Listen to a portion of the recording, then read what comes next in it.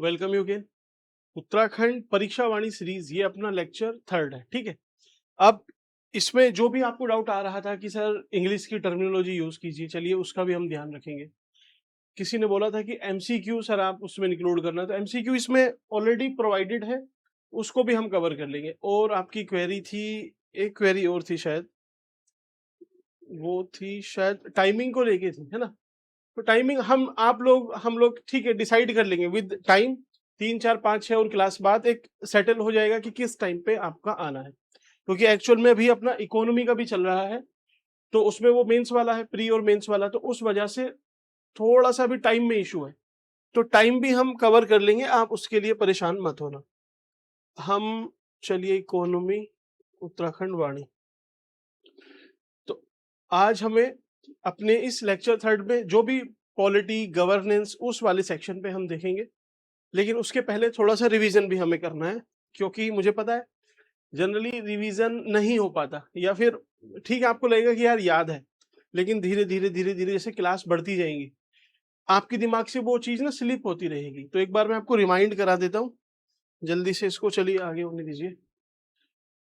बाकी और कोई डाउट क्वेरी कुछ भी है आप मेंशन कर देना, नीचे कमेंट सेक्शन में ओपन है। और हाँ, टेलीग्राम, या टेलीग्राम अभी शायद सरकार ने 22 तक उस पर टेम्परेरली एक बैन लगाया हुआ है।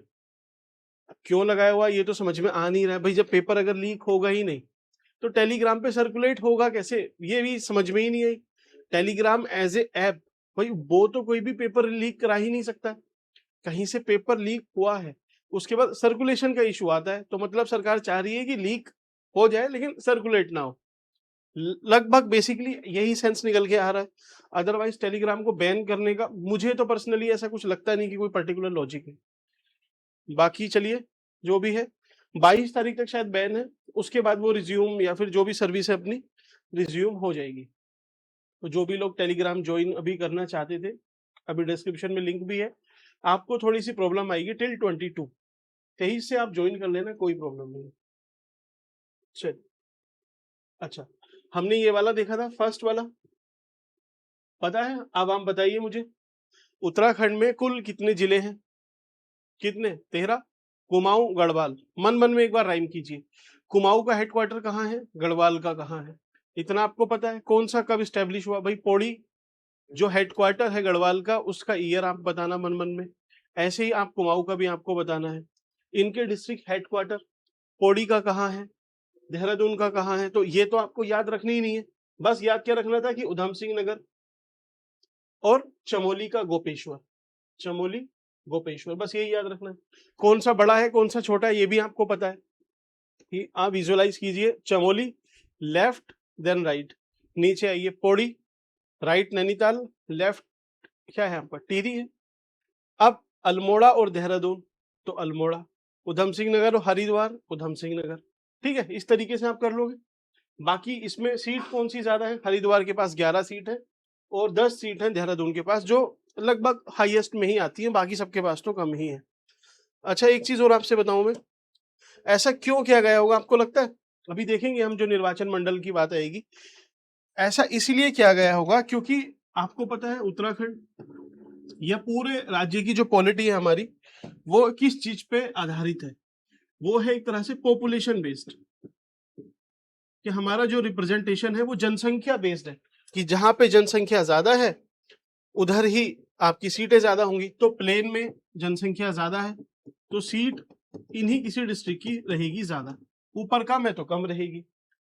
अब जब डीलिमिटेशन होगा, हम पढ़ेंगे आगे चल के, तो आपको समझ में आएगा कि यहां से ना सीट डिलीट हो रही हैं या फिर मर्ज हो रही हैं, और नीचे यहाँ पे एडिशन हो रही है, सीट बढ़ेंगी कुछ। तो क्यों बढ़ रही है? क्योंकि माइग्रेशन करके नीचे लोग आ रहे हैं, पॉपुलेशन ज्यादा है। तो जब डीलिमिटेशन होगा तो पॉपुलेशन को रिप्रेजेंट करना, तो यहाँ पे सीट ऐड होंगी, यहाँ पे माइनस होगी, है ना। बेसिक सा है, चलिए कोई नहीं, अभी इस पे ज्यादा लोड नहीं लेना, इसको आगे बढ़ाते हैं। ये हमने देख लिया था, ठीक है, तहसीलें वगैरह नहीं देखनी। चलिए अब जल्दी से चलते हैं हम, जो राज्य के पशु पक्षी ये सब थे ये भी हमने देख लिया। तो हाँ हाँ,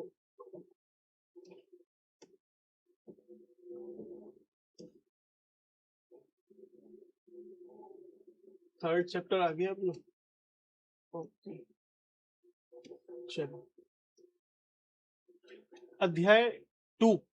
तो देखिए जल्दी से एक बार आप ब्रीफली इसको रिवाइज करना। क्या है राज्य चिन्ह, क्या है हमारा चिन्ह, क्या है आप खुद सोचना क्या चिन्ह है। डायमंड शेप में बताया था आपसे, बस उतना याद रखना है। इसकी जो बेसिक डिटेलिंग है वो मैंने आपको बताई, क्योंकि मेंस में तो आपसे पूछेगा नहीं पहली चीज। ऐसे ही आपसे प्रीलिम में पूछेगा तो क्या पूछेगा कि सिंबल कौन सा है, वृक्ष कौन सा है, बस उसके बारे में पूछेगा। इंटरव्यू में कोई आपसे पूछ सकता है, बस उसके लिए आपको याद रखना है। राज्य का पुष्प कौन सा है, ब्रह्म कमल है। ठीक, ऐसे ही पक्षी कौन सा है, मोनाल है, डफिया, आपको पता चला है क्या है दोनों का डिफरेंस। ऐसे ही इसमें आगे कस्तूरी मृग जो एनिमल है हमारा। बाकी अब हम आते हैं शासन और प्रशासन पे। शासन और प्रशासन, तो इसके लिए आपको पहले एक चीज समझनी होगी। फ्रेंच के एक बहुत बड़े दार्शनिक हैं, क्या नाम है उनका, मोंटेस्क्यू, नाम सुना होगा आपने। एक फ्रेंच फिलोसफर है मोंटेस्क्यू। मोंटेस्क्यू मोंटेस्क्यू इन्होंने बोला था दैट जो सरकार है उसके 3 ऑर्गन होते हैं। एक है एग्जीक्यूटिव, कार्यपालिका जिसको बोलते हैं, कार्यपालिका। दूसरी है लेजिस्लेचर, विधायिका जिसको बोलते हैं। और तीसरी है जुडिशरी। मैं आपसे बोलता हूं सरकार क्या है, तो यही है सरकार। इसमें जुडिशरी भी आती है, इसमें एग्जीक्यूटिव भी आती है, लेजिस्लेचर भी आती है, यही है सरकार। ये 3 ऑर्गन है। लेकिन इन्होंने क्या बोला, मोंटेस्क्यू ने, इन्होंने बोला कि ये जो 3 ऑर्गन है सरकार के, तो इसमें से हमें सेपरेशन ऑफ पावर रखनी पड़ेगी। क्यों सेपरेशन ऑफ पावर क्यों रखना पड़ेगा, कि देखिए एग्जीक्यूटिव कोई काम गलत करती है और ये और जुडिशरी दोनों एक ही है, तो आप अगर सरकार आपके साथ आपकी किसी फंडामेंटल राइट का वॉल्यूशन करती है, आप जाओगे जुडिशरी। अब जुडिशरी आपको पता चलता है कि एग्जीक्यूटिव से मिली हुई है, एक ही है, तो किसके हक में वो फैसला सुनाएगी, ऑब्वियसली एग्जीक्यूटिव के।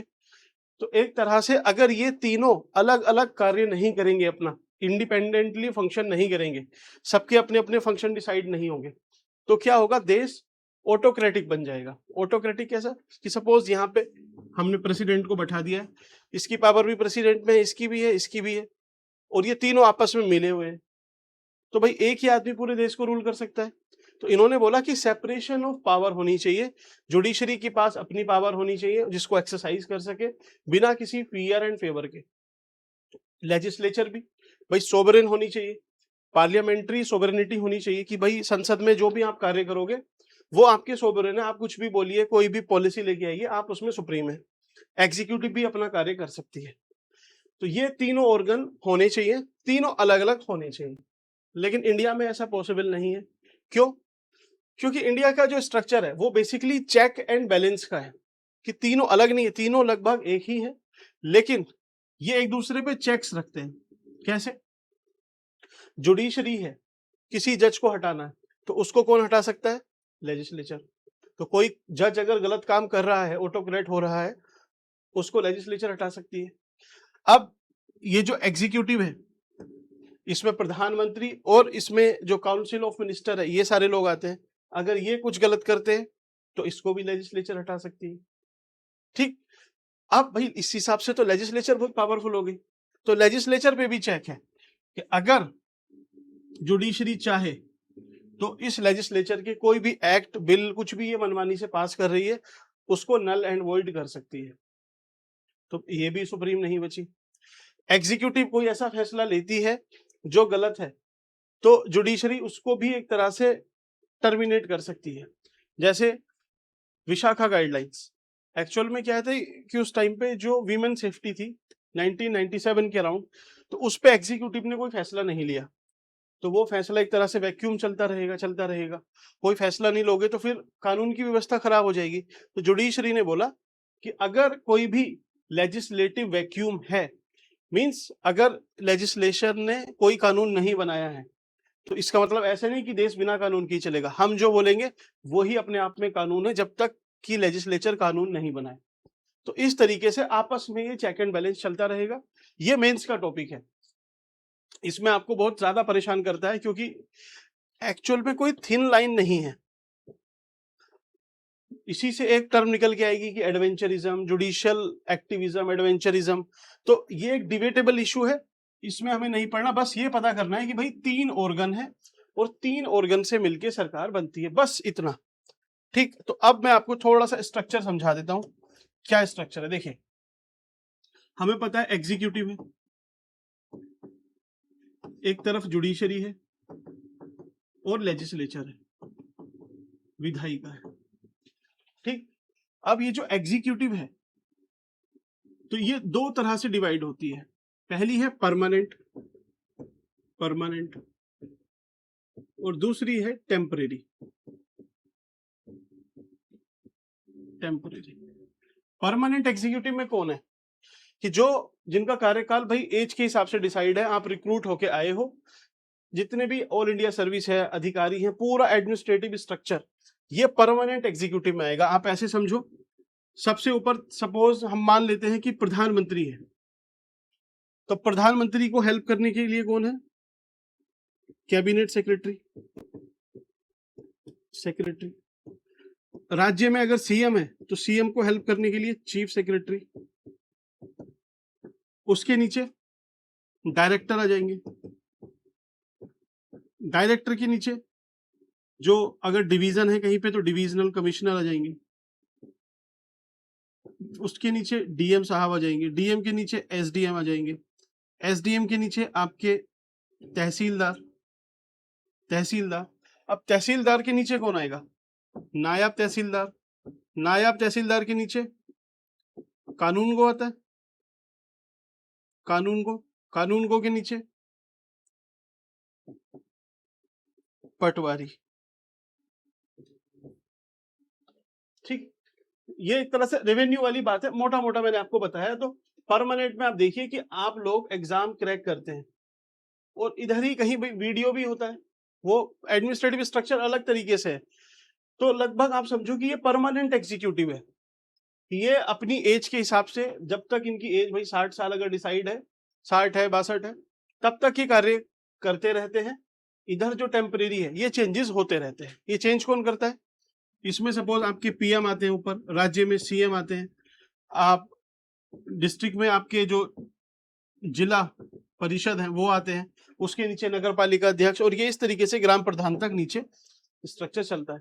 सबका टेन्यूर लगभग 5 साल का होता है। पीएम सीएम सब 5 साल तक ही रहेंगे, फिर 5-5 साल बाद डिसाइड करके आते रहते हैं। जनता डिसाइड करती है तो बीजेपी बैठेगी, जनता डिसाइड करेगी तो कांग्रेस। इस तरीके के पूरा स्ट्रक्चर है। जुडिशरी में भी ऐसा ही स्ट्रक्चर, भाई ऊपर सुप्रीम कोर्ट है, नीचे हाई कोर्ट है, फिर बाकी के जो डिस्ट्रिक्ट कोर्ट है वो आ जाते हैं, इसके भी डिवीजन है, मुंसिफ वगैरह। तो इसका भी एक स्ट्रक्चर है। लेजिस्लेचर का स्ट्रक्चर क्या है? तो लेजिस्लेचर का तो ऐसा ही है कि भाई 2 सदन है, लोकसभा है, राज्यसभा है। आप राज्य में बात करोगे तो विधान परिषद है और विधानसभा है। ठीक है, तो इस तरीके का स्ट्रक्चर एक चलता आ रहा है, यही है एग्जीक्यूटिव, जुडिशरी और लेजिस्लेशन। ठीक, अब हम आते हैं जो अपना लिखा हुआ है सीधे उत्तराखंड पे। तो जो कॉन्स्टिट्यूशन है उसका जो पार्ट 6 है, भाग 6 है, 6 भाग। एक सेकेंड, भाग 6 आपको पता है? भाग वगैरह पता है कितने भाग हैं? आपने पॉलिटी में पढ़ा होगा, नहीं पढ़ा है तो एक बार पार्ट रिवाइज कर लेना। पहला पार्ट क्या है? रिमाइंड कीजिए, पहला क्या है? India that is 12 shall be union of state, article 1। Territory, union and it's territory के बारे में है। पार्ट 2 किसके बारे में बात करता है? सिटीजनशिप। पार्ट 3 किसके बारे में बात करता है? Fundamental rights. पार्ट 4 किसके बारे में बात करता है? डीपीएसपी। पार्ट 5 किसके बारे में बात करता है? पार्ट 5 करता है आपका यूनियन के बारे में, संघ। और संघ के बाद आता है पार्ट 6 में क्या आएगा? राज्य, स्टेट। पार्ट 7 किसके लिए है? तो पार्ट 7 मेरे दोस्तों नहीं है ना, डिलीट हो गया था। फिर 8 पे 9, 10, 11, 12, 13, 22 तक है। आपको याद होनी चाहिए, प्रीलिम में पूछता है। ठीक, पहली चीज तो भाग 6 हमें पता चला कि भाग 6 अनुच्छेद 152 से 237 तक है। तो एक्चुअल में ये याद नहीं रखना है कि कहां से कहां तक है, बस आपको पता है कि भाई ठीक है पार्ट 6 में आता है राज्य का प्रशासन। अब इसमें बात चलती है कि संसदात्मक प्रणाली लागू की है जिसके 3 अंग है, कार्यपालिका, विधानमंडल और न्यायपालिका। तो वही है एग्जीक्यूटिव, लेजिस्लेशन और आपकी जुडिशरी। अब सबसे पहले है एग्जीक्यूटिव, कार्यपालिका। कार्यपालिका जब हम केंद्र की बात करते हैं तो उसमें क्या होता है कि हमें पता है प्रेसिडेंट है, तो सारे आर्टिकल प्रेसिडेंट से रिलेटेड है। फिर उसके बाद पीएम आते हैं, फिर उनकी council of minister, advocate general, ठीक है, इस तरीके से, सॉरी एजी अटॉर्नी जनरल, इस तरीके से चलता है। राज्य का प्रशासन भी लगभग वैसे ही चलता है, यहाँ पे चीजें बदल जाती हैं। फॉर एग्जाम्पल मैं आपको एक कंपेरेटिव डायग्राम, चलिए नेक्स्ट पेज पे देखते हैं। आप ऐसे समझो, हमने पढ़ा है प्रेसिडेंट, राष्ट्रपति, इनको सलाह देने के लिए काउंसिल ऑफ मिनिस्टर होगी, उसके प्रधानमंत्री होंगे, पीएम साहब होंगे, फिर एक वकील भी होंगे हमारे अटॉर्नी जनरल साहब। ठीक है, तो इस तरीके का स्ट्रक्चर है। राज्य में भी कैसा है, लगभग ऐसे ही है। प्रेसिडेंट की जगह गवर्नर है, काउंसिल ऑफ मिनिस्टर यहाँ भी है, यहाँ पीएम की जगह सीएम साहब है, एजी की जगह यहाँ पे एडवोकेट जनरल है। ठीक है, तो इस तरीके से ये सॉलिसिटर जनरल है, ये चलता है। अनुच्छेद 153 ये कहता है कि प्रत्येक राज्य के लिए राज्यपाल होगा जिसकी नियुक्ति राष्ट्रपति द्वारा 5 वर्षों के लिए की जाती है। वह राष्ट्रपति के प्रसाद पर्याप्त पद धारण करता है।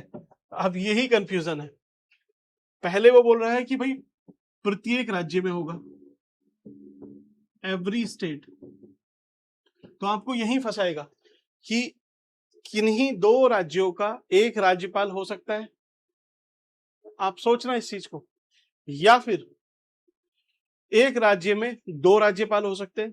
ये आपके मैं सोचने के लिए दे रहा हूं, ठीक है। तो 2 स्टेट के एक राज्यपाल हो सकते हैं, लेकिन एक स्टेट में 2 राज्यपाल नहीं हो सकते। ठीक, टेन्यूर कितना है इनका, तो यहां पे कंफ्यूजन आएगा कि 5 साल है। 5 साल है, लेकिन ये रीअपॉइंट भी हो सकते हैं, इसके पहले भी हटाए जा सकते हैं, ऐसा नहीं है कि ये फिक्स है। क्यों? क्योंकि एक शब्द जोड़ा गया है, राष्ट्रपति के प्रसाद पर्यत, मींस प्लेजर ऑफ प्रेसिडेंट, की जब तक मजा आएगा प्रेसिडेंट को तब तक आप गवर्नर बने रह सकते हैं। और प्रेसिडेंट को अब कब तक मजा आएगा, भाई प्रेसिडेंट है, वो किसकी सलाह पे कार्य करता है, सिर्फ काउंसिल ऑफ मिनिस्टर की, उसके अध्यक्ष भाई प्रधानमंत्री हैं। तो कुल मिला के अगर प्रधानमंत्री चाहे या काउंसिल ऑफ मिनिस्टर चाहे, जो रूलिंग गवर्नमेंट है वो चाहे, तो वो प्रेसिडेंट को बोल के कुछ भी करा सकती है। तो इनका टेन्योर 5 साल होता है। ठीक, 5 साल से कम भी हो सकता है और इसको बढ़ाया भी जा सकता है, मींस टेन्योर 5 नहीं, उनको रीअपॉइंट कर देते हैं, ऐसी कोई प्रॉब्लम इसमें नहीं है। अब अगर आपको कभी पूछ लेता है इन ए केस कि भाई एक गवर्नर 2 अलग अलग राज्यों के गवर्नर बन सकते हैं, तो आपको यस कर देना है। ऐसे ही अगर आपसे पूछता है कि एक राज्य में 2 गवर्नर हो सकते हैं, तो 2 गवर्नर एक राज्य में नहीं हो सकते। इसका एग्जांपल अगर मैं आपसे बताऊं तो आपने नाम सुना होगा बनवारी लाल पुरोहित जी, पुरोहित। अगर कहीं कोट करना है तो इसको कोट कर देना, बनवारी लाल पुरोहित जी एक या उससे ज्यादा राज्यों के गवर्नर रहे हैं। ऐसी एक और थे जो नॉर्थ ईस्ट में थे, क्या नाम था उनका, गणेशन करके था, गणेशन, GANESHAN, गणेशन। तो ये वेस्ट बंगाल और मणिपुर दोनों के ही गवर्नर रहे हैं। तो ये बात तो इससे प्रूव हो जाती है।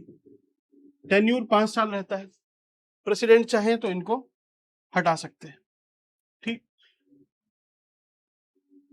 राज्यपाल राज्य का प्रथम नागरिक होता है। तो फर्स्ट सिटीजन, जैसे राष्ट्रपति हमारे भाई देश के पहले नागरिक हैं, ऐसे ही ये राज्य के पहले नागरिक होते हैं। राज्य कार्यपालिका का संवैधानिक प्रमुख होता है। अब यहां से ना इनकी पावर, ये फिर कंफ्यूज करेगा, आप सीधे सीधे एक तरीके से इनकी पावर लिख लो, क्या है पावर, क्या है। तो हमें पता है कि भाई एक तरफ जुडिशरी है, आपको पता है जुडिशरी है, एग्जीक्यूटिव भी है, तो एग्जीक्यूटिव याद करने में आपको प्रॉब्लम नहीं रहेगी, एग्जीक्यूटिव की इनके पास पावर होगी। तीसरी तरफ लेजिस्लेशन है, विधायिका है, उसकी भी इनके पास पावर होगी। कुछ और पावर और है इनके पास, वो है डिस्क्रिशनरी पावर, डिस्क्रिशनरी विवेकाधीन शक्तियां। ऐसे ही इमरजेंसी की पावर है, इमरजेंसी की कुछ पावर है, कुछ फिनेंशियल पावर भी है, फिनेंस की पावर भी है, कुछ पार्डन की पावर। अगर आपसे लिखने के लिए आ जाए तो 1 2 3 4 5 6 7 पॉइंट आप आराम से लिख भी सकते हो, याद भी रख सकते हो। ऐसे ही याद रखना है आपको। कैसे? कि जुडिशरी की पावर क्या है कि भाई ये हाई कोर्ट के जो चीफ जस्टिस होते हैं उनको शपथ दिलाते हैं, तो जुडिशरी की एक पावर है इनके पास। एग्जीक्यूटिव की क्या पावर है कि जितने भी काम होते हैं एग्जीक्यूटिव के, वो सब इन्हीं के नाम पे होते हैं, इन्हीं के नाम से होते हैं। ठीक, और क्या होगा? एग्जीक्यूटिव की जो अपॉइंटमेंट होती है, जो अपॉइंटमेंट होगी आपके सीएम साहब की, तो ये अपॉइंटमेंट यही करते हैं। उनकी सलाह पे जो काउंसिल ऑफ मिनिस्टर की अपॉइंटमेंट होती है उसको भी यही अपॉइंट करते हैं। बाकी जितने भी ये संवैधानिक पद हैं राज्य में, उनकी अपॉइंटमेंट ये आमतौर पे करते हैं। तो अपॉइंटमेंट की पावर होगी। अब लेजिस्लेटिव पावर क्या है? तो लेजिस्लेटिव पावर आपको पता है कि एक होता है मनी बिल, धन विधेयक, तो उसको अगर आपने पास करना है तो राष्ट्रपति की आपको पूर्व अनुमति या प्रायर परमिशन लेनी होती है, तो ये इनके पास पावर है। ऐसे ही ये हर साल संबोधन भी देते हैं, वो जब संबोधन देते हैं तो इनके बाद आता है एक धन्यवाद प्रस्ताव, उसको पारित करना ही होता है सरकार ने। अगर वो पारित नहीं होता तो ऐसा लगता है कि भाई सरकार के पास बहुमत नहीं है, फिर नो कॉन्फिडेंस मोशन भी आ जाता है, तो ये भी एक इनके पास पावर है। ऐसे ही जो राज्य की विधान मंडल है उसके सदन को ये बुला सकते हैं, उसको एक तरह से विघटित भी कर सकते हैं, तो वो सारी पावर इनके पास है। तो समन करना और उसको डिसॉल्व करना, इसकी पावर भी इनके पास में। डिस्क्रिशनरी पावर भी है क्या? डिस्क्रिशनरी पावर भी है। जैसे मान लीजिए कि किसी भी राज्य में आप अभी सपोज किसका, उत्तराखंड का एग्जांपल लेते हैं, उत्तराखंड में पढ़ रहे हैं, उत्तराखंड में 70 सीटें हैं। अब 70 में से सपोज बीजेपी जीतती है 30 सीट, कांग्रेस 32 सीट जीत जाती है। ठीक, बहुमत कितने पे है? 35 + 1 36 पे होगा बहुमत, जादुई आंकड़ा ये है। तो इन बाकी जो अदर्स हैं, उनके पास जो 30 60 62 और 8 सीट उनके पास है, 8 सीट उनके पास है। तो बहुमत का आंकड़ा किसी के पास नहीं है। तो आपको लगेगा कि भाई कांग्रेस को बुलाना चाहिए गवर्नर साहब को, लेकिन गवर्नर चाहे तो भाजपा को भी बुला सकते हैं। ठीक है, यही है डिस्क्रिशनरी पावर। और अगर केंद्र में भाजपा की सरकार है तो आप मान के चलना कि अगर ऐसी स्थिति आती है तो बीजेपी को ही बुलाया जाएगा। अगर कांग्रेस की सरकार है सत्ता में केंद्र में, तो केंद्र के ही हैं गवर्नर एक तरीके से, तो किसको बुलाया जाएगा? कांग्रेस को। फिर बाकी भाई जिसके पास सत्ता है ये सब उधर चले ही जाते हैं। ठीक, तो ये डिस्क्रिशनरी पावर है गवर्नर की। समझ में आ गई आपको? इमरजेंसी की पावर है क्या? इमरजेंसी राज्य में अगर प्रेसिडेंट रूल लगाना है तो उसकी रिकमेंडेशन कौन करते हैं? हमारे गवर्नर साहब ही उसकी रिकमेंडेशन करते हैं। आपको लगभग 60 दिन के अंदर संसद से पारित कराना होता है और लगभग 3 साल तक या मैक्सिमम 3 साल तक आप इसको एक्सटेंड कर सकते हो। उसके बाद आपको चुनाव कराने ही पड़ेंगे। उत्तराखंड में भी लगा था 2016 में, जब हरीश रावत जी मुख्यमंत्री थे तब ये लगा हुआ था। ठीक है, फाइनेंशियल पावर है क्या? तो जो राज्य का फाइनेंस कमीशन है, जो पंचायती राज बॉडीज को पैसे कितना किस हिसाब से डिस्ट्रीब्यूट करना है उसकी रिकमेंडेशन देता है, उसका गठन, उसकी रिकमेंडेशन यही मानते हैं। ठीक, पार्डनिंग पावर है क्या? क्षमादान की शक्ति है। हाँ, क्षमादान की शक्ति है, लेकिन ये डेथ सेंटेंस को माफ नहीं कर सकते। बाकी लगभग जो प्रेसिडेंट की पावर है पार्डन में, वो इनकी पावर भी है। तो यहां आपको समझ में आया। अब इसको पढ़ लेते हैं एक बार। क्या है? जिसका प्रयोग संविधान के अनुसार स्वयं या अपने अधीनस्थ अधिकारियों द्वारा। ठीक है, आज मीन जितना भी कार्य होता है वो राज्यपाल के नाम से ही होगा। तो ये नाम से क्यों होगा? क्योंकि ये वाला पॉइंट आप देखो, ये वाला, ठीक। अब मंत्री परिषद, council of minister, council of minister की चर्चा किसमें है? आर्टिकल 163 में है। अब इसमें क्या लिखा हुआ है? उन बातों को छोड़कर जिनमें राज्यपाल स्वविवेक से कार्य करता है, मीन्स इन बातों को छोड़कर अन्य कार्यों के निर्वाह में उसे सहायता प्रदान करने के लिए एक मंत्री परिषद होगी जिसका प्रधान मुख्यमंत्री होगा। अब राज्यपाल सर्वप्रथम मुख्यमंत्री की नियुक्ति करता है, तो अपॉइंटमेंट कहाँ कर रहा है? ठीक है, अपॉइंटमेंट कर रहा है, तथा उसकी सलाह पर अन्य मंत्रियों की नियुक्ति करता है। तो काउंसिल ऑफ मिनिस्टर की नियुक्ति इसी की सलाह पे करता है, अनुच्छेद 164 में लिखा हुआ है। संविधान की अनुसूची 3 के अनुसार राज्यपाल सभी मंत्रियों को पद और गोपनीयता की शपथ दिलाते हैं, ठीक। अब यार ये जो शेड्यूल तीन इसने पूछा है ना, आपको शेड्यूल भी सारे याद करने हैं, तो शेड्यूल में बता देता हूँ। अनुसूची जितनी है, शेड्यूल 1 है, 2 है, 3 है, 4 है, 5 है, 6 है, 7, 8, 9, 10, 11 और 12 अनुसूची है टोटल। पहली अनुसूची किस लिए है? जो संविधान में पहली अनुसूची आपने याद की होगी, बताइए, सोचिए थोड़ा, किस चीज से रिलेटेड है? जो आर्टिकल 1 कहता है, क्या कहता है? India that is Bharat shall be union of state.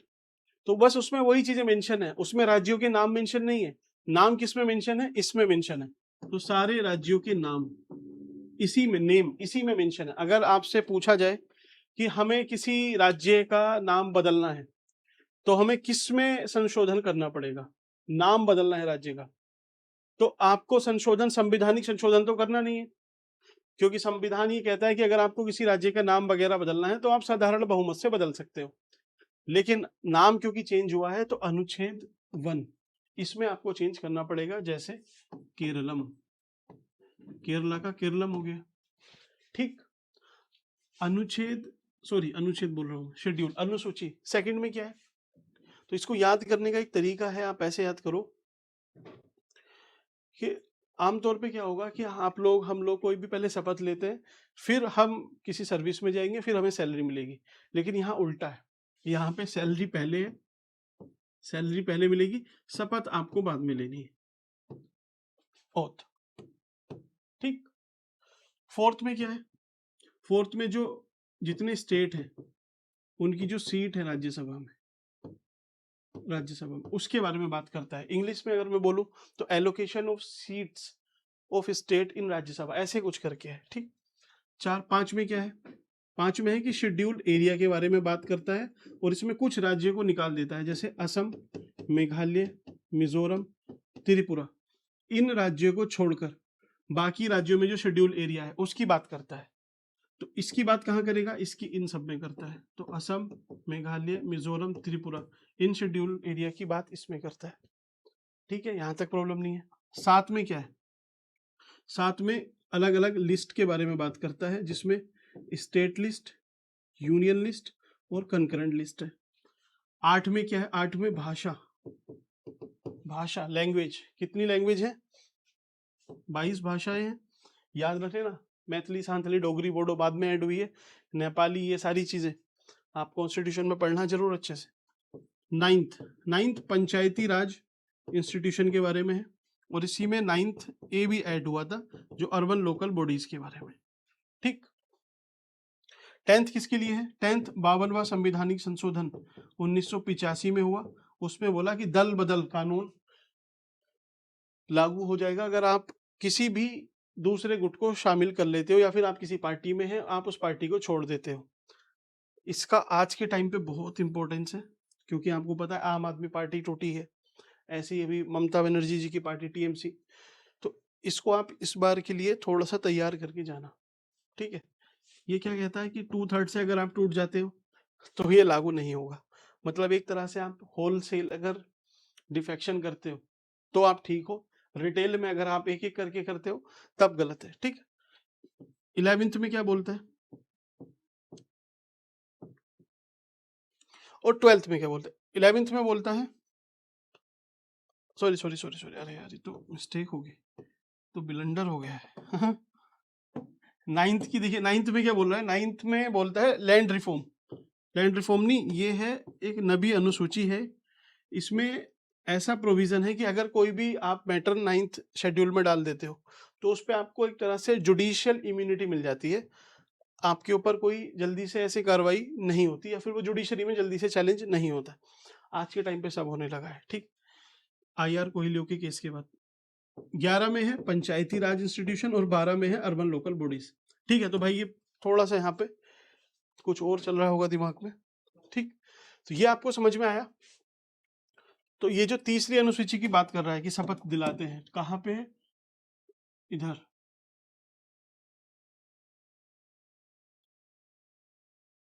पद और गोपनीयता की शपथ दिलाई जाती है। तो कौन सी अनुसूची के अनुसार, अनुसूची 3 अनुसूची में ही है ओथ। चलिए अब हम आगे बढ़ते हैं। राज्य मंत्रिपरिषद, अन्य प्रशासनिक विधायक, ठीक है, ये सारी चीजें ठीक है, धुरी है क्या नहीं है, ठीक है। अब इसके बाद आता है मुख्यमंत्री। मुख्यमंत्री, तो मुख्यमंत्री क्या है, वास्तविक प्रधान है। अभी बात करें क्या हम इसकी, वास्तविक प्रधान है, ये राज्य का कप्तान भी बोल सकते हैं आप इसको, ठीक। पुष्कर सिंह धामी 12वें मुख्यमंत्री हैं। तो चलिए इन पे थोड़ी सी बात कर ही लेते हैं, अदरवाइज फिर ऐसे दिमाग में कुछ बन नहीं पाएगा। देखिए सबसे ऊपर गवर्नर, इनको सलाह देने के लिए काउंसिल ऑफ मिनिस्टर, उसका हेड है CM। ये क्लियर हुई। तो अभी हमने क्या देखा है, गवर्नर, इसका रोल, काउंसिल ऑफ मिनिस्टर और CM साहब। अब यहां से ना मुझे आपको दो चीजें समझानी है। पहले चलिए इसका स्ट्रक्चर समझ लेते हैं कि देखिए CM साहब है, यहाँ पे काउंसिल ऑफ मिनिस्टर में मंत्री बैठते हैं, इनके अपने अपने मंत्रालय हैं। अब मंत्रालय के साथ ही साथ एक तरह से सचिवालय भी होते हैं, इनको हेल्प करने के लिए सेक्रेटरीट होते हैं, जिसको सचिवालय बोलते हैं, सचिवालय। उसके नीचे डायरेक्टरेट होते हैं, जिसको निदेशालय बोलते हैं, निदेशालय। उसके नीचे आपके अगर भाई डिवीजन है तो डिविजनल कमिश्नर, डिवीजन होते हैं। जैसे उत्तराखंड में कुमाऊं मंडल और गढ़वाल मंडल, डिवीजन को मंडल बोलते हैं। फिर आपके जिले आ जाते हैं, डिस्ट्रिक्ट। डिस्ट्रिक्ट में आपके कौन होंगे, DM साहब, 13 जिले हैं उत्तराखंड में। फिर उसके नीचे आपके डिस्ट्रिक्ट के नीचे तहसील, ब्लॉक, और उसके नीचे फिर गांव की इस तरफ पहुंचते हैं, ठीक है। तो ये एक स्ट्रक्चर है जो प्रशासन में चला आ रहा है। अब ये जो काउंसिल ऑफ मिनिस्टर है, काउंसिल ऑफ मिनिस्टर है, तो एक तरह से हमारे देश में एक ऐसी व्यवस्था बनाई गई है कि एक तरफ तो परमानेंट एग्जीक्यूटिव होनी चाहिए और दूसरी तरफ टेम्परेरी एग्जीक्यूटिव होनी चाहिए। क्यों?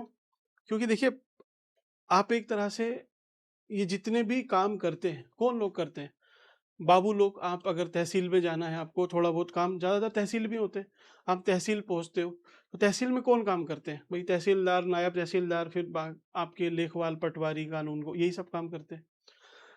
ये भ्रष्टाचार कर रहे हैं, आप इनसे खुश नहीं हो, तो आप क्या करोगे, आप उसके ऊपर जाओगे, इनकी शिकायत लेके कहीं पे, कहाँ पहुंचते हो, DM साहब के पास पहुंचते हो। DM के बाद कहाँ पहुंचोगे आप, सचिव के स्तर पे पहुंचते हो। अब सचिव भी आपकी बात मानने के लिए मना कर देता है, बोले चल चल कुछ नहीं है, जो करना है कर लेना। तो अब आप क्या करोगे, आप उसकी शिकायत CM साहब से करोगे।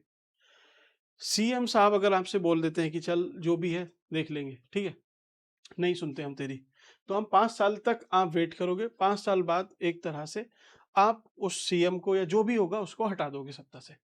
तो एक्चुअल में सारी पावर डेमोक्रेसी में जनता के हाथ में ही है, लेकिन जनता उस चीज को भूल रखी है। अगर मैं आपको देखिए थोड़ा टॉपिक से हटके है लेकिन आपके काम का है, बहुत इंपॉर्टेंट है।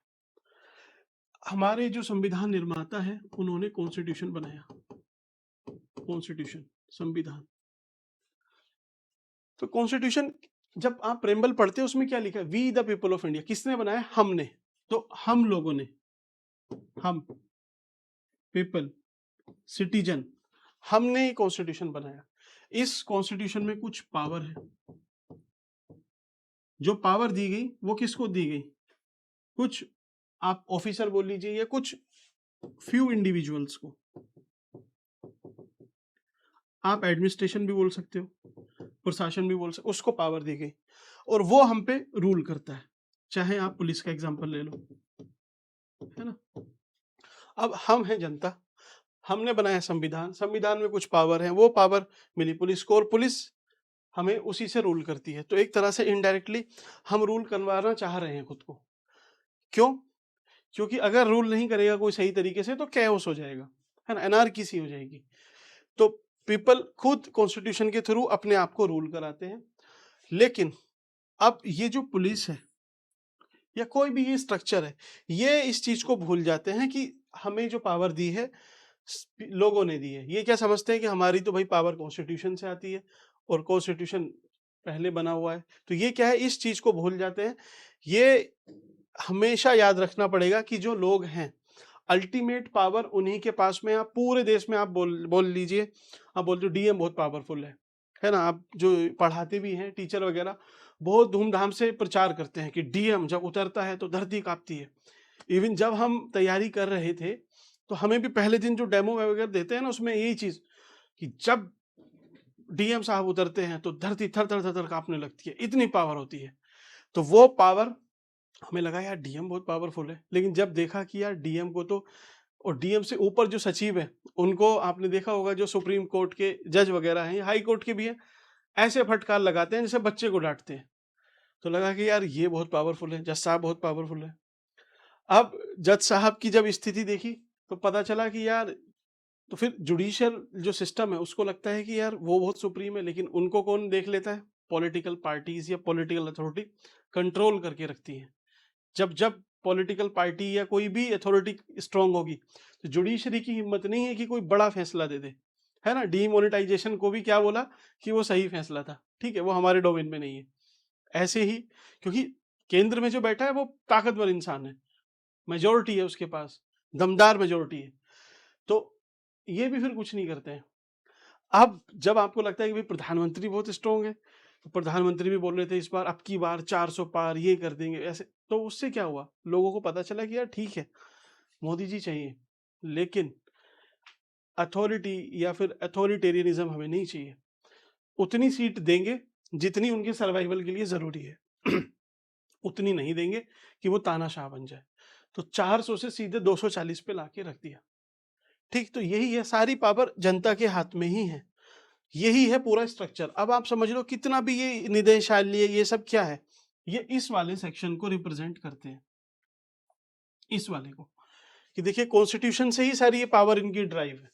ठीक, तो ये स्ट्रक्चर, इसको आप बड़े एक तरह से जूम करके देखोगे तो ये ऐसा है कि ऊपर सबसे ऊपर कौन है? सचिवालय, उसके नीचे निदेशालय, फिर डिवीजन, फिर आपके डीएम साहब हैं, डीएम साहब के साथ नीचे क्या है? एसडीएम है, एसडीएम के नीचे तहसीलदार, या फिर आप ब्लॉक में पहुंचते हो तो बीडीओ साहब हैं, नायब तहसीलदार, उनके नीचे क्या है? कानून गो, पटवारी, लेखपाल, ग्राम विकास अधिकारी, वीडियो, इस तरीके का स्ट्रक्चर है। ठीक, समझ में आया आपको? तो अब एग्जीक्यूटिव यही है, परमानेंट एग्जीक्यूटिव। ये जो मुख्यमंत्री हैं, ये 12वें मुख्यमंत्री रहे हैं उत्तराखंड में, लेकिन अभी तक उत्तराखंड में जो मुख्यमंत्री हैं उनका इतिहास ऐसे रहा है कि लगभग अपना टर्म पूरा वो नहीं कर पाए थे। धामी जी लगता है कि भाई एक बार तो, 2 बार तो बन ही गए, तीसरी बार भी बन जाएंगे, पता नहीं बनेंगे नहीं बनेंगे, लेकिन अब तक हाईएस्ट सर्विंग सीएम तो ये शायद बन गए होंगे, है ना, क्योंकि इनका कार्यकाल ठीक ठाक रहा है।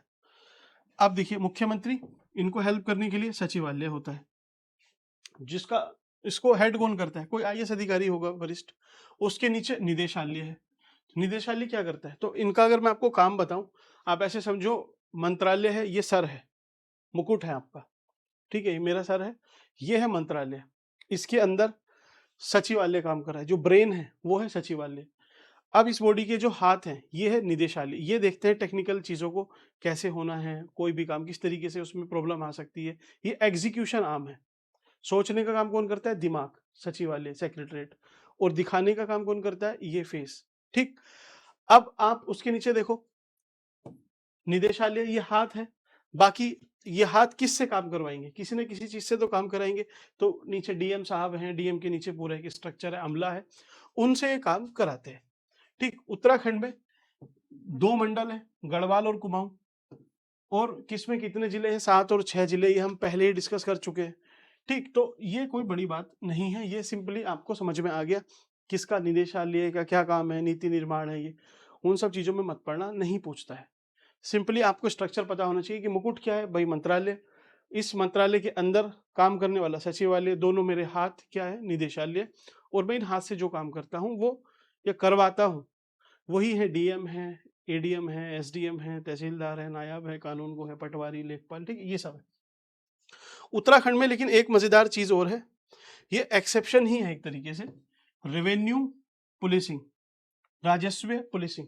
मैं इंग्लिश में इसलिए बोल रहा हूँ क्योंकि हिंदी में तो मेंशन है, लेकिन ये बुक इंग्लिश में है नहीं, तो जो इंग्लिश मीडियम वाले हैं उनको थोड़ी सी प्रॉब्लम होती है ना, इसलिए मैं इसको ज्यादा टर्मिनोलॉजी कोशिश है मेरी कि इंग्लिश में बोली जाए।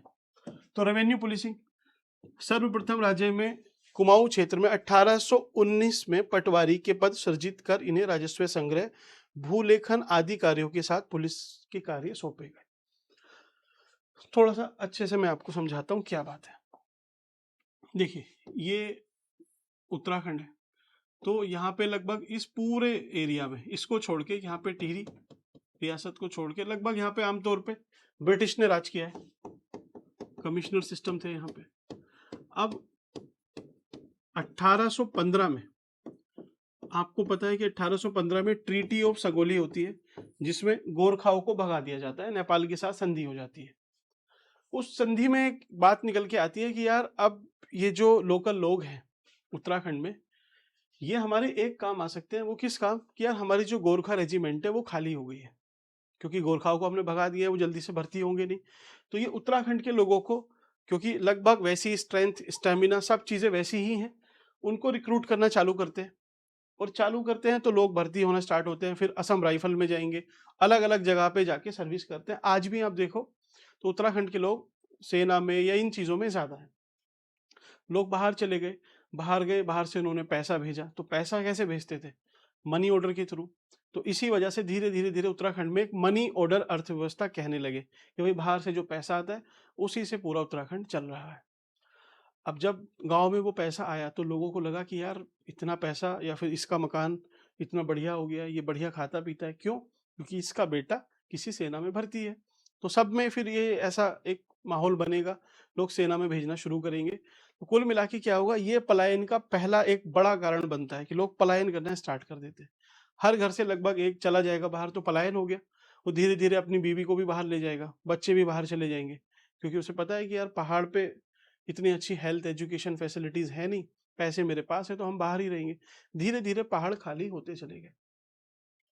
तो उसी में देखिए, उत्तराखंड में 1815 में जब ट्रीटी ऑफ सगोली हो जाती है, तो ये क्या करते हैं कि ये लोकल लोगों को ही भर्ती करना स्टार्ट करते हैं। तो किसी को पुलिस में करते हैं, किसी को पटवारी बनाते हैं, किसी को किसी चीज में, धीरे धीरे सबको भर्ती करते हैं। इन्हें समझ में आता है कि यार अगर हम उत्तराखंड देखें तो ज्यादातर तो पहाड़ी एरिया है और यहाँ पे क्राइम उतना है नहीं। तो अगर हम रेगुलर पुलिस बनाएंगे तो उससे क्या होगा कि लोग क्या करेंगे, काम है नहीं, पुलिस में भर्ती हो जाएंगे और बस बैठे रहेंगे, क्योंकि जब क्राइम है ही नहीं, आते ही नहीं है, बहुत इक्का दुक्का कोई चोरी चकारी का मामला है तो समझ में आता है। तो फिर हम क्राइम के लिए अलग से पुलिस, उस पर पैसा क्यों खर्च करें। ये जो हमने रेवेन्यू के लिए रखा है, राजस्व के लिए, भूलेख वगैरह की, ये जो लैंड रिकॉर्ड्स हैं उनको देखने के लिए, जमीन को मापने के लिए, तो इस पटवारी को ही हम थोड़ी सी पावर दे देते हैं। तो इन्होंने पटवारी को ही पुलिस की पावर दे दी कि आप ना इन्वेस्टिगेशन भी करो केस की, जो किसी में विवाद हो उसको भी सुलझाओ, पटवारी का काम आप कर ही रहे हो, आपके पास ये सारी पावर है। और फिर ये इतनी सक्सेस मिली इस चीज में, क्योंकि क्राइम था नहीं, चीजें सही होती जा रही थी।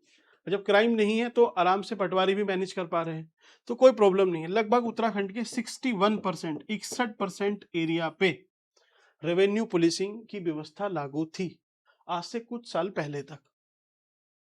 ठीक, अब ये जब ऐसे चल रहा था तो 1861 में आपको पता है इंडियन पुलिस एक्ट आता है, तो उसमें फिर बात होती है कि भाई रेवेन्यू पुलिसिंग अगर इसको हम डालते हैं इंडियन पुलिस एक्ट में जो 1861 का है, तो फिर क्या होगा, आईपीसी की धारा, सीआरपीसी, ये सारी चीजें लगनी चालू हो जाएंगी उत्तराखंड में। तो उसके लिए हमें रेगुलर पुलिस चाहिए होगी। पटवारी तो उसको काम कर नहीं सकते क्योंकि इनके पास ट्रेनिंग नहीं है। तो उस टाइम पे जो गवर्नर थे, गवर्नर का नाम रैमजे था शायद, तो वो क्या, हाँ कमिश्नर ये रैमजे थे। तो ये क्या करते हैं, ये मना कर देते हैं कि नहीं, हम एक्सेप्शन में डाल देते हैं इसको, हम इसको इंडियन पुलिस एक्ट में लेके ही नहीं आएंगे। एक्ट में डाल देंगे तो फिर वो सारी चीजें लागू करनी पड़ेंगी हमें। तो उस एक्ट से एक तरह से एग्जेम्पशन दिया और फिर ये पूरी व्यवस्था बनती चली गई। अब 2022 में एक मामला आता है, अंकिता भंडारी केस। आपने देखा होगा वो लड़की, ठीक है। तो उसमें क्या हुआ, आपको पता है कि एक होटल, या फिर हाँ होटल ही था, उसकी जो ओन करती थी, तो उन्होंने मिलके कुछ गलत कार्य या गलत चीज उनके साथ की, बाद में उनको मार भी दिया। अब जब मारा तो ऑब्वियसली ऐसे थोड़ी, ये तो बाद में पता चला कि मारा है।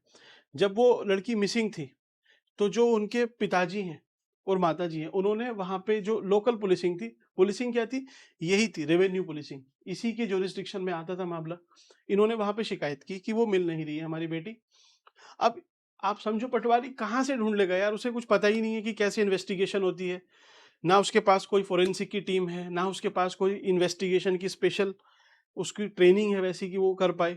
उसे कुछ नहीं पता, वो बस ठीक है, हाँ ठीक है, हो जाएगा कर करके 5-6 दिन उन्होंने डिले किया, लड़की का पता चला नहीं। फिर बाद में जब मामला और ज्यादा आगे बढ़ता है, तब पता चलता है कि अच्छा, ये रेगुलर पुलिस को हमें सौंपना है। फिर एसआईटी बैठती है, और जब जांच होती है तब पता चलता है कि जो उस टाइम पे रेवेन्यू पुलिसिंग में थे, जो भी पटवारी थे, जो भी उसको लीड कर रहे थे, उनकी नेग्लिजेंस थी कि उन्होंने क्या काम किया, जब एफआईआर दर्ज हुई तो उसके बाद वो छुट्टी पे चले गए। अब इस पे दो केस बनते हैं कि यार या तो इनकी ट्रेनिंग ही खराब है, या इन्हें पता ही नहीं है तो वो जान छुड़ा के ट्रेनिंग पे चले गए, या फिर दूसरा मामला ऐसा है कि इन्होंने, जिसने भी ये कांड किया है, उसके फेवर में जाने के लिए या उससे पैसे वैसे लेके कि भाई मामले की सुनवाई नहीं होगी, देखेंगे नहीं, ऐसे ही उसको लटका देंगे, भटका देंगे, तो ये छुट्टी लेके चले गए। अब उन पे क्या कार्रवाई हुई क्या नहीं, ये वो नहीं पता। लेकिन फिर नैनीताल हाई कोर्ट का एक वर्डिक्ट आता है 2023 में, फरवरी में। वो बोलता है कि, सॉरी, वो बोलते हैं, माननीय बोलते हैं, अदरवाइज डिफेमेशन कर देंगे मेरे अगेंस्ट, ठीक है। तो उसमें क्या है, माननीय न्यायाधीश बोलते हैं कि जो भी रेवेन्यू पुलिसिंग की व्यवस्था है, ये आज की जो मॉडर्न पुलिसिंग है उसको रिप्लेस नहीं कर सकती है। उत्तराखंड में भले ही क्राइम रेट कम हो, पहाड़ पे भले ही अलग व्यवस्था चलती आ रही हो, लेकिन आज की मॉडर्न चीज़ों को हमें देख के, इन्वेस्टिगेशन को देख के, हमें सही ट्रेनिंग, रेगुलर पुलिसिंग की व्यवस्था है, इसीलिए इस रेवेन्यू पुलिसिंग को आप खत्म कीजिए। सरकार भी बोलती है कि हाँ भाई, हम इसको फेज आउट करेंगे। फेज आउट का मतलब क्या है कि ग्रेजुअली, चरणबद्ध तरीके से, धीरे धीरे धीरे धीरे करके कम करते जाएंगे।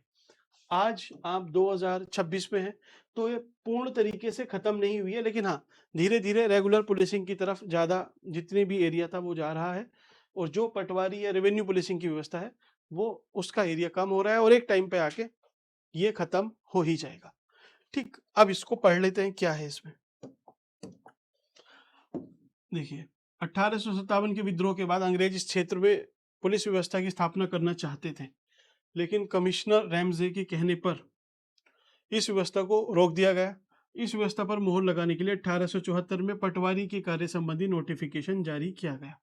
क्यों? क्योंकि 1861 का जो पुलिस एक्ट था उससे एक्सेप्शन मिला, तो फिर पता चला कि भाई इनके कार्य कैसे होंगे, तो एक नोटिफिकेशन में बताया गया है कि इनके ये कार्य रहेंगे। ठीक है, वर्तमान में 61% एरिया पे काम करते हैं तहसीलदार, परगना, पटवारी, कानून को, ठीक है। यहाँ अपराधों की जांच करना, मुकदमा दर्ज करना, अपराधियों को पकड़ना, ऐसे काम या ऐसी जिम्मेदारी इनके पास है। पिछले कुछ समय से राजस्व क्षेत्रों को सिविल पुलिस के हवाले करने की मांग जोरों पे उठी है। तो ये उठ रही थी, कोर्ट के आदेश के बाद ये और तेज हो गई।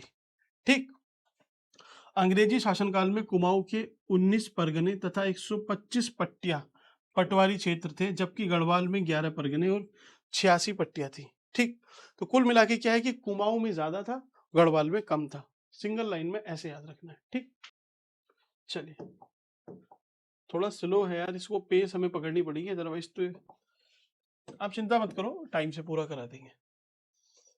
जिले के नीचे उप जिला अधिकारी, ठीक है, तहसीलें छोड़ो। महाअधिवक्ता का पद क्या बोलते हैं इसको इंग्लिश में? अटॉर्नी जनरल तो उसको बोलते हैं, इसमें सोलिसिटर जनरल बोलते होंगे, ठीक है। अब इनके पास क्या पावर है, तो इनके पास एक्चुअल में देखा जाए तो लगभग एक कैबिनेट मिनिस्टर के पास जितनी पावर है कि भाई वो संसद में जा सकता है, बैठ सकता है, वोट भी कर सकता है। बस ये वोट नहीं कर सकते, लगभग बाकी इनका सारा लगभग पावर वैसी है कि भाई ये एक तरह से प्रेसिडेंट इनको अपॉइंट करते हैं, प्रेसिडेंट इनको हटा सकते हैं, जो सरकार है उसके एक तरह से वकील के रूप में कार्य करते हैं। बाकी क्या है, प्राइवेट के कोई भी केस उठा सकते हैं, हाँ उठा सकते हैं, लेकिन अगर यूनियन और प्राइवेट का कोई बीच में झगड़ा या केस है उसमें ये नहीं पड़ेंगे, ठीक है। इस तरीके की इनकी कुछ स्पेशल कंडीशन है। 10 वर्ष या अधिक समय से न्यायिक कार्य से जुड़े हो और आपकी अच्छी सेटिंग हो सरकार में, तभी आप ये बन सकते हो, ठीक है। कुल मिला के मैं आपसे प्रैक्टिकल बात बोल रहा हूं। तो महाधिवक्ता एज सच इस पे क्वेश्चन इतने नहीं आते हैं, क्यों? क्योंकि पूछने के लिए और बहुत टफ क्वेश्चन काफी है। इस पे आपसे रेयरली कभी मेंस में पूछ सकता है कि इनका रोल क्या है, इनके फंक्शन क्या, अदरवाइज बस आपके पास जुडिशियल एक्सपीरियंस होना चाहिए। राष्ट्रपति अपॉइंट करते हैं, वोटिंग पावर इनके पास नहीं होती, ये बोल सकते हैं, संसद में जा सकते हैं, संसद नहीं जो राज्य की लेजिस्लेशन है उसमें जा सकते हैं, बोल सकते हैं, सब कार्य कर सकते हैं। बस इतना ही आपको याद रखना है, ज्यादा इसमें याद नहीं रखना। लेजिस्लेचर, अब लेजिस्लेचर में सबसे ऊपर भाई राज्यपाल तो आते ही हैं, क्यों? क्योंकि लेजिस्लेचर देखिए किस हिसाब से बनती है, आप इसको समझो। पहले पहले इसकी आप थोड़ी सी ब्रीफ समझ लो कि लेजिस्लेचर विधानमंडल, तो इसमें 2 सदन होते हैं, विधान परिषद, परिषद को क्या बोलते हैं, लेजिस्लेटिव काउंसिल, और दूसरा है विधान सभा, सभा को क्या बोलते हैं, लेजिस्लेटिव असेंबली। तो क्या लेजिस्लेटिव काउंसिल सारे राज्यों में है? Answer is no. कितने राज्यों में है? सिर्फ 6 में है। 6 याद रख लो आप, 1 2 3 4 5 6। कैसे याद रखना है? क्रोनोलॉजी में याद रखो। यूपी, यूपी का ही जुड़वा भाई है बिहार, याद रह जाएगा, कोई दिक्कत नहीं। आंध्र प्रदेश, उसी का जुड़वा भाई है तेलंगाना, आंध्र प्रदेश तेलंगाना, तेलंगाना। अब आप देखो, इमेजिन करो, सॉरी महाराष्ट्र ऊपर है, उसके नीचे क्या है, कर्नाटका। तो महाराष्ट्र और कर्नाटका, बस इतने ही 6 में है, बाकी में नहीं है। तो आंसर अगर आपसे पूछता है क्वेश्चन कि भाई उत्तराखंड में है, तो ऑब्वियसली नहीं है, आपको पता है बस इधर है, बाकी में नहीं है। अब विधानसभा है, लेजिस्लेटिव असेंबली है, तो असेंबली में कौन बैठेंगे, आपके मेंबर। तो मेंबर लेजिस्लेटिव का एल, असेंबली का ए, तो यही है एमएलए। इसमें कौन बनते हैं, तो इसमें एल सी तो कॉमन है, एल सी, इसमें आप मेंबर और डाल दो एमएलसी, तो एमएलए एमएलसी यही है। अब उत्तराखंड में कितनी सीटें हैं विधानसभा की, कितने एमएलए बैठ सकते हैं, तो 70 बैठ सकते हैं। लेकिन इसके साथ साथ आपको एक पर्सपेक्टिव या आपको नेशनल पर्सपेक्टिव भी पता होना चाहिए, क्योंकि ऐसा नहीं कि बस उत्तराखंड का ही पढ़ना है, पेपर तो आपको ओवरऑल क्रैक करना है, ऐसा थोड़ी इसमें उत्तराखंड की सॉल्व करने, सारे सही करने। तो आप ऐसे समझो,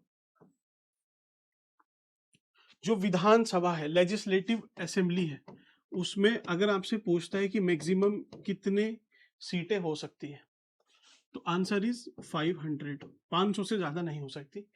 उदाहरण के लिए उत्तर प्रदेश कितनी है, 403, कोई प्रॉब्लम नहीं। मिनिमम कितनी हो सकती है, मिनिमम भी तो पूछ सकता है ना, तो मिनिमम कितनी हो सकती है, मिनिमम हो सकती है 60।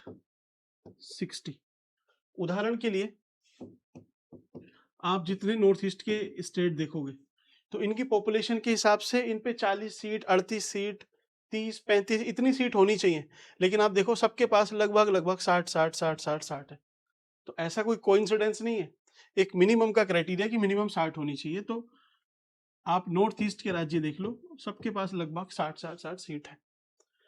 उत्तराखंड हमारा कहाँ लाई कर रहा है, तो उत्तराखंड देखिए 60 से ज्यादा है, कितने हैं, 70 है। तो उत्तराखंड को मिनिमम से ऊपर है, लेकिन मिनिमम के ही क्लोज है। ठीक, यहां तक कोई प्रॉब्लम? चलिए, तो इतने सदस्य हैं। अब इन सदस्यों में से कितने लोग हैं जो मंत्री बन सकते हैं?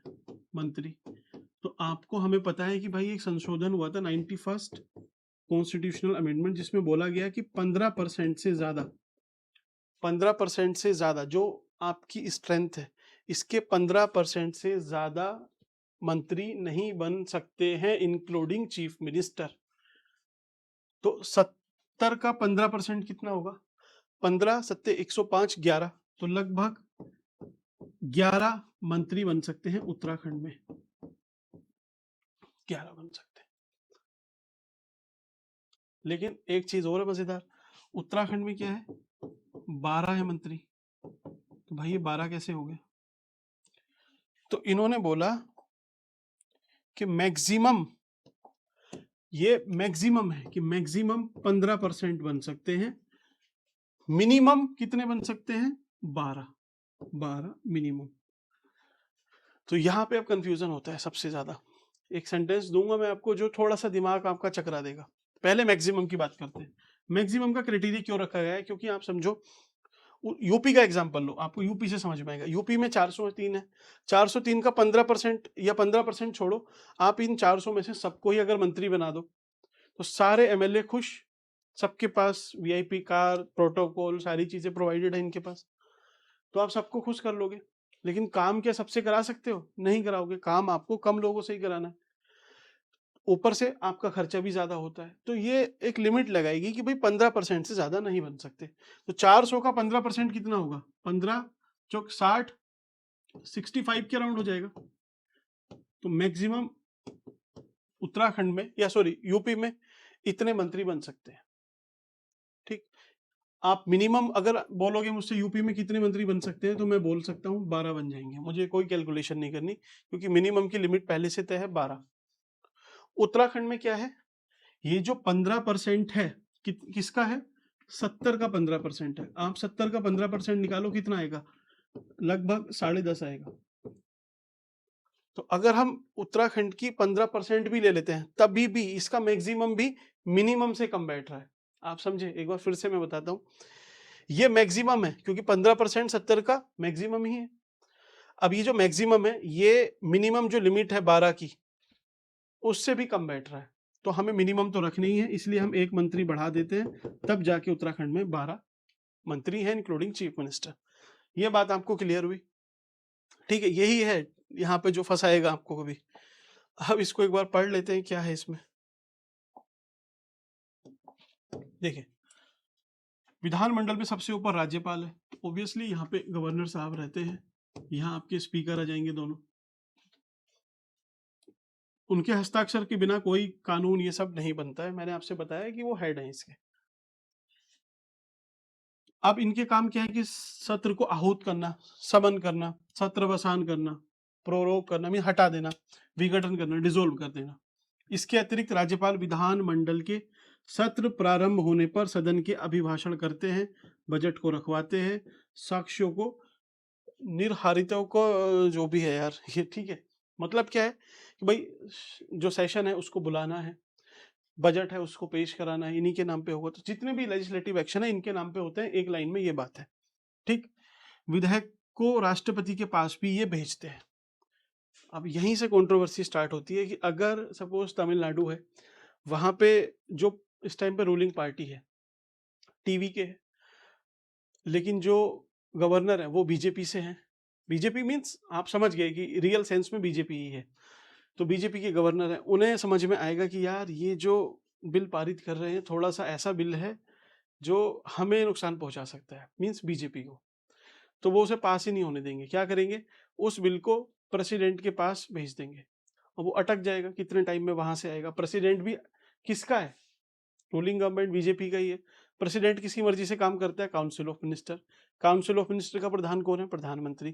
तो इनडायरेक्टली प्रधानमंत्री डिसाइड कर रहे हैं कि राज्य में ये वाला बिल पास होना है नहीं होना है। इस पे कंट्रोवर्सी हुई थी बहुत ज्यादा। जो गवर्नर साहब थे रवि साहब तमिलनाडु के, तो उन्होंने बहुत सारे ऐसे पेंडिंग रखे हुए थे, लेकिन अभी कोर्ट का एक आदेश आया था जिसमें बोला कि आपको एक मिनिमम टाइम में पास करना पड़ेगा या मैक्सिमम टाइम में। अब चलिए विधानसभा की बात करते हैं। विधानसभा, तो अधिकतम देखिए इसमें लिखा हुआ है कि 500 हो सकते हैं, वो तो हमने देख लिया। उत्तराखंड में 70 है, बस इतना काम का है। मिनिमम कितने हो सकते हैं? 60, तो ये तो मैंने आपसे बात की है, 60 हो सकते हैं मिनिमम। ठीक। अब जो बोट इसमें देते हैं वो 18 वर्ष से ऊपर। तो एक चीज आप याद रखना, एक संवैधानिक संशोधन है, किस नंबर का है? 61st है क्या? 61st constitutional amendment 1989। ये जो वोटिंग एज थी वो 21 साल से घटा के 18 साल कर देता है। तो यूनिवर्सल एडल्ट फ्रेंचाइज किस पे है? 18 साल पे। तो 18 साल वाले सब लोग वोट दे सकते हैं। आपको अगर एमएलए बनना है तो आपकी एज 25 साल होनी चाहिए, एमएलए के लिए 25। ठीक, तो ठीक है। तीसरी अनुसूची के अनुसार शपथ दिलाते हैं, तो अनुसूची हम डिस्कस पहले कर ही चुके हैं। सामान्यतः विधानसभा का कार्यकाल 5 साल का होता है। राष्ट्रीय आपात की उद्घोषणा के प्रवर्तन की स्थिति में विधानसभा की अवधि 1 वर्ष के लिए बढ़ाई जा सकती है। अब आपातकाल समाप्त होने में 6 महीने से अधिक के समय के बाद जारी नहीं रह सकती। तो आपातकाल ये वो, चलिए मैं डिस्कस कर देता हूँ क्या है आपातकाल, एक ही बार में इसको खत्म करते हैं। इमरजेंसी आपको कंफ्यूज करती है, मुझे पता है कहाँ करती है इमरजेंसी। इमरजेंसी के लिए कौन से आर्टिकल है? आर्टिकल 352 से लेके 360 है। 352 किसके लिए है? राष्ट्रीय आपात, नेशनल इमरजेंसी। इसी के बीच में है एक 356, वो किसके लिए है? प्रेसिडेंट रूल, राष्ट्रपति शासन के लिए। और तीसरी है 360 में जो वित्त आपात है, फाइनेंशियल इमरजेंसी है। 3 तरह के आपात है, इसके आगे तो नहीं है। अब राष्ट्रीय आपात को पारित करने के लिए आपको संसद में 2/3 बहुमत से पास करना होता है। पहली चीज याद रखनी है, आपको फंसाता यहीं पे है कि राष्ट्रीय आपात भाई 2/3 से पारित होगा, ये सिंपल मेजोरिटी 1/2 से, और ये भी 1/2 सिंपल मेजोरिटी से पारित होगा बिल संसद में।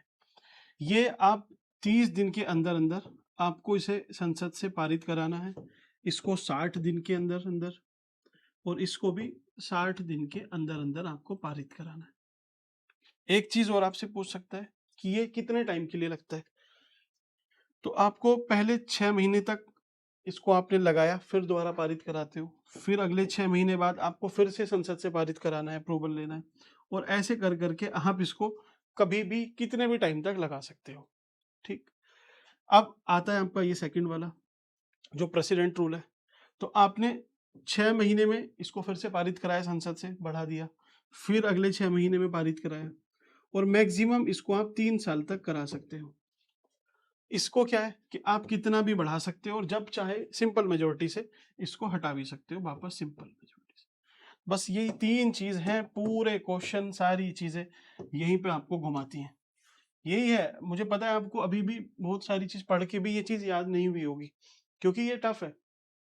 बुक्स में इतना ज्यादा एम्बिग्यूटी, इतना फंसा रखा है कि समझ ही नहीं आता कि कौन सा साधारण से, इसको याद करते हैं तो पता चलता है कि यार साधारण से था तो क्या 6 महीने के लिए था, कितने टाइम के लिए, ये बड़ा कंफ्यूजन करते हैं। सिंपल ऐसे याद रख लो। सबसे टफ पारित करना नेशनल इमरजेंसी को है, उसके बाद हो गई एक बार पारित तो आप इसको बढ़ा सकते हो, कभी भी 6 महीने करके बढ़ा सकते हो। प्रेसिडेंट रूल, इसको पारित करना आसान है, गवर्नर इसको जब भी रिकमेंडेशन देते हैं। बस इसमें थोड़ा सा टाइम आपको ज़्यादा मिल जाता है कि चलिए जल्दबाजी नहीं है, कोई इतनी बड़ी आपात की स्थिति नहीं है, राज्य लेवल पे आपात है, तो आप 60 दिन का आपके पास टाइम है, आपको इसको पारित करना है 6 महीने में, फिर 6 महीने, फिर 3 साल तक।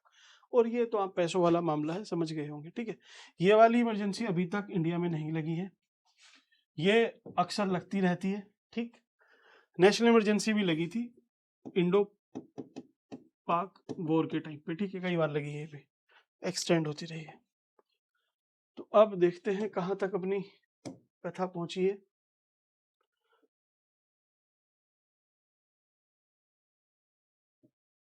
तो सिंपल, ये तो वैसे ही बोल रहा है कि अगर आपके पास बहुमत नहीं है तो आपकी जो कार्यकाल है वो 5 साल से पहले भी विघटित किया जा सकता है। 1/10 लोग चाहिए, मीन्स डेकोरम के लिए कि मिनिमम भाई 70 है तो 70 का 1/10 कितना होगा? 7 लोग, कम से कम 7 सदस्य आपके उपस्थित होने चाहिए, तथा संख्या किसी भी हालत में 10 से कम नहीं होनी चाहिए। तो यहाँ पे जो एक्सेप्शन है ना, बस ये याद रखो कि उत्तराखंड में भाई बोला गया है कि आपकी जो भी संख्या है 70 संख्या है, उसका 1/10 कितना होगा? 7।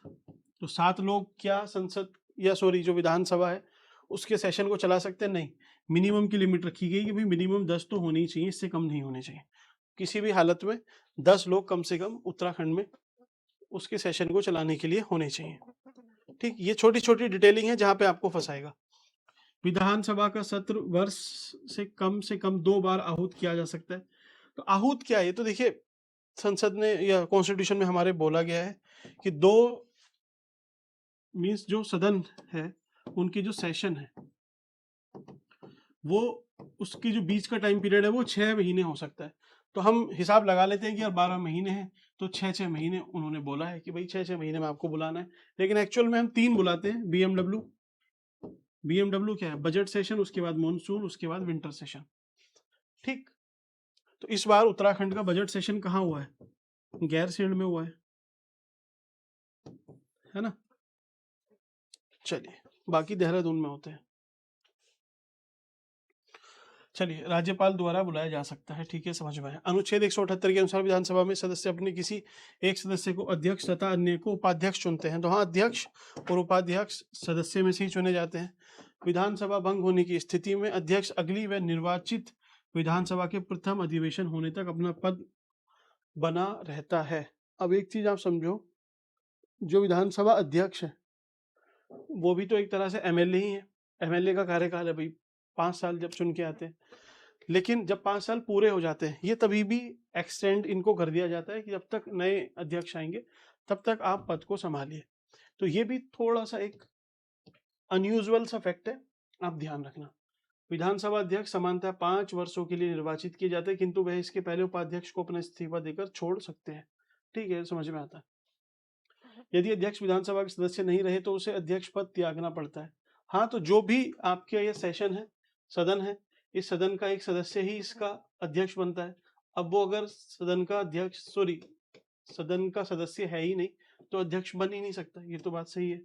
ठीक, इसके अलावा विधानसभा के तत्कालीन सदस्य को बहुमत के प्रस्ताव के द्वारा भी अध्यक्ष को अपदस्थ किया जा सकता है, परंतु ऐसा मतलब क्या है कि भाई एक विधानसभा है, उसी में से एक एमएलए अध्यक्ष बनता है। वो अध्यक्ष 5 साल तक रहता है, लेकिन जब तक नया स्पीकर आएगा वो तब तक अध्यक्ष बना रहता है, स्पीकर बना रहता है। ऐसी बात है। क्या वो कार्यकाल से पहले भी इस्तीफा दे सकता है? तो हाँ, उपाध्यक्ष को अपना इस्तीफा देके वो छोड़ सकता है। अगर जो सदन है उसको पसंद नहीं आता कि ये अध्यक्ष हमारा सही काम कर रहा है तो उसको हटा सकते हैं। हाँ, हटा सकते हैं। उनको 14 दिन पहले एक बार बताना पड़ेगा। बस इतनी सी बात है। ये जो इन्होंने लिखा हुआ है इसको ऐसे समझ लो, आप शॉर्ट फॉर्म में लिख लेना। विधानसभा के सदस्यों की संख्या, अब कितनी संख्या होती है? तो अभी तो हमें पता है 70 है, लेकिन जब राज्य बना था तब 70 नहीं थी, तब कम थी। तब विधानसभा की कुल 22, उस टाइम पे 2000 की बात चल रही है, सन 2000 की, जब ये नया राज्य बना है। तो 22 सदस्य थे विधानसभा के और 9 थे विधान परिषद के। 9 विधान परिषद के थे, एमएलसी जिसको बोलते हैं। ठीक है, council of member of legislative council, ये थे 9। गठन होने के बाद 5 नवंबर 2001 को संपन्न परिसीमन के बाद विधानसभा की संख्या 70 कर दी गई। तो ये 70 हो गई थी कब? 2001 में जो इसका डीलिमिटेशन हुआ था। डीलिमिटेशन क्या होता है? तो डीलिमिटेशन मैं आपको बता देता हूं। डीलिमिटेशन हिंदी में बोलते हैं परिसीमन। तो परी को क्या बोलते हैं? मतलब चेंज। सीमन को बोलते हैं सीमाओं, कि सीमाओं में जो चेंज करते हैं, तो इसीलिए इसी को परिसीमन बोलते हैं। डी और लिमिटेशन। अब असल में क्या है कि देखिए, ये उत्तराखंड है, हमें डिसाइड करना है कि भाई एक जो विधायक है वो सपोज 10 लाख लोगों को रिप्रेजेंट करे, तो वो यहाँ पे सपोज हर 10 लाख लोगों को रिप्रेजेंट कर रहा था। लेकिन आपको पता चला कि यार बहुत टाइम बाद यहाँ से लोग नीचे आ गए, तो ऊपर 5 लाख लोग बचे। इस विधानसभा क्षेत्र में भी 5 बचे, किसी में 4 बचे। ठीक, और नीचे कितने हो गए? नीचे हो गए भाई, इधर हो गए सपोज 20 लाख लोग, यहाँ पे 25 लाख हो गए। तो क्या होता है, परिसीमन क्या करेगा? परिसीमन यही काम है कि यार एवरेज भाई कम से कम 10 लाख लोगों को रिप्रेजेंट करना चाहिए।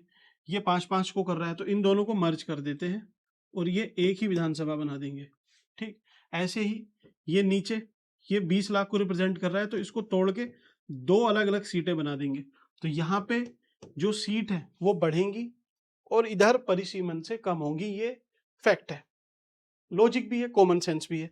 तो ऐसा ही रहा होगा, लेकिन जो टोटल सीट है वो 70 ही रही, बस इनकी सीमाएं चेंज कर दी गई। ठीक है, अभी हम पढ़ेंगे, आगे आएगा ये सब चीज। तो देखिए, उत्तराखंड में जो टोटल 70 सीट है उसमें से 2 आरक्षित है एसटी के लिए। एक तो है उधम सिंह नगर में नानक मत्ता, नानक मत्ता याद रखना है, और दूसरी है देहरादून में चक्राता, चक्राता। ये एसटी के लिए रिजर्व है, एसटी के लिए। एससी के लिए कितनी रिजर्व है? 13 एससी के लिए रिजर्व है। ठीक, अनुसूचित जनजाति के लिए चक्राता, नानक मत्ता और धमसिंह नगर। अंतरिम विधानसभा, जब राज्य बना तो 31 विधायक थे, तो ये 31 है, 22 और 9 31। ठीक, इसमें से उत्तर प्रदेश से चुने गए, ये बात ठीक है, चलिए, है ना। अंतरिम विधानसभा का गठन 30 विधायकों से किया गया। तो जो इंटरिम विधानसभा बनाई गई उसमें 30 विधायक रखे गए, ये बात बोल रहा है, आपको इतने काम की भी नहीं है। भाजपा का बहुमत होने के कारण 9 नवंबर 2000 को उसी के नेतृत्व में अंतरिम सरकार का गठन हुआ। राज्यपाल सुरजीत सिंह बरनाला, तो वो पूछ लेता है फर्स्ट गवर्नर कौन थे, तो सुरजीत सिंह बरनाला। प्रेजेंट कौन है? तो है हमारे गुरमीत सिंह। ठीक, फिर इसमें पूछता है आपसे कि पहली महिला कौन थी, फिर दूसरी महिला, उस तरीके से। तो हम पूरे गवर्नर का एक बार सीक्वेंस देख लेंगे, सीएम का भी सीक्वेंस देख लेंगे, इस तरीके से। ठीक, अंतरिम मंत्रिपरिषद के मुख्यमंत्री सहित 9 कैबिनेट मंत्री तथा 4 राज्य मंत्री थे। ठीक, अब किस किस पार्टी से थे? गठन के बाद सपा के एक विधायक मुन्ना सिंह के पार्टी छोड़कर उत्तराखंड जनवादी पार्टी का गठन कर लेने के कारण सपा विधायकों की संख्या 2 रह गई थी। विपक्ष के 3 दलों के बराबर होने के कारण अंतरिम विधानसभा में कोई प्रतिपक्ष का नेता नहीं बन सका था। तो लीडर ऑफ अपोजिशन उस टाइम पे नहीं था, कुल मिला के ये बात बोल रहे हैं। ठीक, नित्यानंद स्वामी जी पहले सीएम साहब थे, और भगत सिंह कोश्यारी जी ये अंतरिम सरकार के दूसरे मुख्यमंत्री बने, और 2 मार्च 2002 तक ये मुख्यमंत्री रहे। ठीक, तो अभी हम मुख्यमंत्री का जो कार्यकाल देखेंगे पहले से लेकर लास्ट तक, तो ये तो उसमें कवर हो जाएगा। ठीक है, और जो विधानसभा के अध्यक्ष थे वो थे प्रकाश पंत। बस आपको इतना याद रखना है, सिंपली मैं आपको अगर सिंप्लीफाई करूं तो इतना याद रखना है कि उस टाइम पे 31 विधायक थे, जिसमें 21 विधानसभा से और 9 असेंबली से, क्योंकि यूपी में असेंबली थी उस टाइम, यूपी का ही पार्ट था। उस टाइम पे लीडर ऑफ अपोजिशन नहीं थे। जो फर्स्ट हमारे सीएम थे वो नित्यानंद स्वामी जी, जो फर्स्ट गवर्नर थे सुरजीत सिंह बरनाला। ऐसे ही जो लोकसभा जो अध्यक्ष थे, ये जो विधानसभा इसके जो अध्यक्ष थे ये थे प्रकाश पंत, प्रकाश पंत। ठीक, बस इतना याद रखना है, बाकी जो इसके सीक्वेंस है हम उससे देख लेंगे। तो चलिए, वीडियो आपको यहाँ तक पसंद आई तो नेक्स्ट वीडियो में ये वाला भी अध्याय समाप्त हो जाएगा। इसके बाद उसके एमसीक्यू देखेंगे, फिर हम चलेंगे 3rd चैप्टर पे जो हिस्ट्री का है। तो यहाँ तक अगर आपको वीडियो पसंद आ रही है तो आप लाइक कर सकते हैं, बाकी अगर आपको शेयर भी करनी है तो आप कर सकते हैं। Thank you.